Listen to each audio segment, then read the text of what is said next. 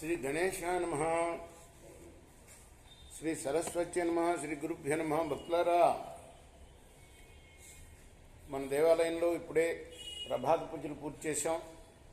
సంప్రదాయానుసారం ఇతిహాసం చెప్పుకుందాం. ఇప్పుడు భారత ఇతిహాసం చెప్పుకుందాం. ఇందులో భాగంగా నేటి వరకు ఆది సభారణ్య విరాట ఉద్యోగ భీష్మ ద్రోణ కన్న శల్య సౌప్తిక స్త్రీ పర్వాలనే 11 పర్వాలు పూర్తి చేసాం. 12వదైన శాంతి పర్వంలో కూడా మనం 336 అధ్యాయాలు పూర్తి చేసి 337వ అధ్యాయంలోని 12వ శ్లోకం వరకు చెప్పుకున్నాం. ఈ రోజున 13వ శ్లోకం నుండి కొనసాగిద్దాం. కొనసాగించే ముందు వ్యాస భగవాను ప్రార్థన చేసుకుందాం.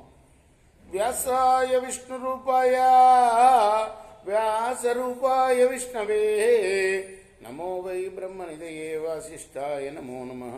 నారాయణం నమస్కృత్య నరం చైవ నరోత్తమం దేవీం సరస్వతిం వ్యాసం తతో అంజనానందనం వీరం జానకీ శోకనాశనం చ భీషమక్షం వందే లంకా భయంకరం సదా నింబ వృక్షస్య మూలాధివాసాత్ సుధాస్రావిణం చిత్తమప్యప్రియంతం తరుం కల్పవృక్షాదికం సాధయంతం నమామీశ్వరం సద్గురుం సాయినాథం. సమర్థద్గురు సాయినాథ్ మహారాజ్ కీ జయ. భీష్మ ఉవాచ దేవానాం తు మతం జ్ఞాత్వా వసునా పక్ష సంశ్రయాత్ ఛాగేనాజేన యస్తవ్యం ఏవముక్తం వచస్తదా. భీష్ముల వారు అంటున్నారు, దేవతల అభిప్రాయం తెలుసుకుని వసురాజు వారి పక్షాన్ని స్వీకరించి అజాశబ్దానికి మేకపోతు అని అర్థం, కాబట్టి దాంతోనే యజ్ఞం చేయాలి అని నిర్ణయించాడు. కుపితాస్తే తతః సర్వే మునయ సూర్యవచ్చసా ఊచుర్వసుం విమానస్థం దేవపక్షార్థభాజినం. ఇది విని ఋషులందరూ కూడాను కోపించారు. విమానంలో ఉండి దేవతల పక్షాన్ని నిర్ణయం చేసిన ఆ వసురాజుతో అన్నారు, సురపక్షో గృహీతస్తే తస్మాత్ దివః పతః అద్య ప్రభృతి తే రాజన్ ఆకాశే విహతాగతి అస్మచ్ఛాపాభిఘాతేన మహిం విద్వా ప్రవేశసి. రాజా, అజ పదానికి అర్థం అన్నం అని తెలిసి కూడా నువ్వు దేవతల పక్షం వహించావు, కాబట్టి స్వర్గం నుంచి కిందికి పడిపోదువుగాక, నేటి నుంచి నీ ఆకాశ గమన శక్తి నశించిపోవుగాక, మా శాపోపహతులవై భూమిని భేదించుకొని ఆ తర్వాత మళ్ళీ పాతాళానిలో కూడా పడిపోదువుగాక. విరుద్ధం వేద సూత్రాణం ముక్తం యది భవే నృప వయం విరుద్ధ వచనా యది తత్ర పతామహే. రాజా, నీవు చెప్పింది వేదాలకి సూత్రాలకి విరుద్ధం అయితే నువ్వు పతితులు అవుతావు, మేం చెప్పింది విరుద్ధం అయితే మేం పతితులం అవుతాం. తతస్మన్ ముహూర్తేథ రాజో పరిచరస్తథ అధో వై సంబభూవాసు భూమిర్వివరగో నృప. అప్పటిదాకా ఆకాశంలో సంచరిస్తున్న వసురాజు కాస్త వెంటనే ఆకాశం నుంచి భూమి మీద పడిపోయాడు. స్మృతిశ్చేనహి జహో తదా నారాయణ జ్ఞయా దేవాస్తు సహిత సర్వే వసో శాప విమోక్షణం చింతయామాసురవ్యగ్రా సుకృతం హి నృపస్య తత్ అనేనా మత్కృతేరాజ్ఞా శాప ప్రాప్తో మహాత్మన.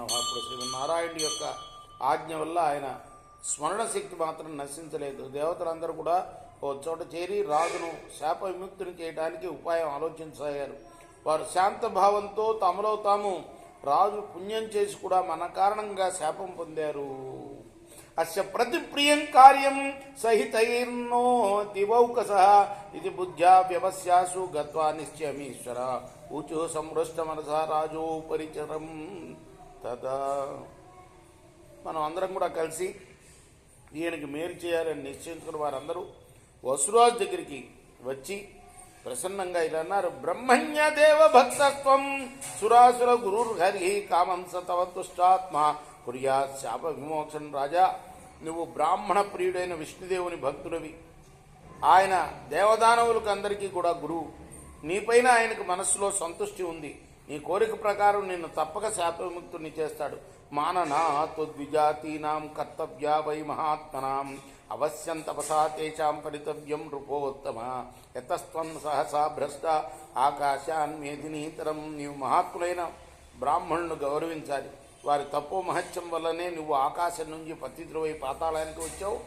ఏకంత్వనుగ్రహం తుభ్యం దద్మో వై నృపసత్తమా యావత్వం శాపదోషేణ కాలమాశిష్యసే అనఘా భూమేర్వ్యవరగో భూత్వా తావత్వం కాలమాస్యసి యజ్ఞేషు సూతాం విప్రై వసోద్ధారాం సమాహితై. రాజా, నిన్ను ఒక విధంగా అనుగ్రహిస్తున్నావు. శాప కారణంగా నువ్వు భూ వివరంలో ఉన్నంతకాలం ఏకాగ్ర చిత్తంతో బ్రాహ్మణులు యజ్ఞశాలలో ఇచ్చిన వసుధారాహుతి నీకు లభిస్తుంది. కృష్ణార్పణమస్తు. సాయి కృష్ణార్పణమస్తు. స్వస్తి ప్రజాభ్య పరిపాలయంతాం న్యాయేన మార్గేణ మహిమేష. గోబ్రాహ్మణేభ్య శుభమస్తు. నిత్యం లోకా సమస్తా సుఖినో భవంతు. కృష్ణార్పణమస్తు. సాయి కృష్ణార్పణ.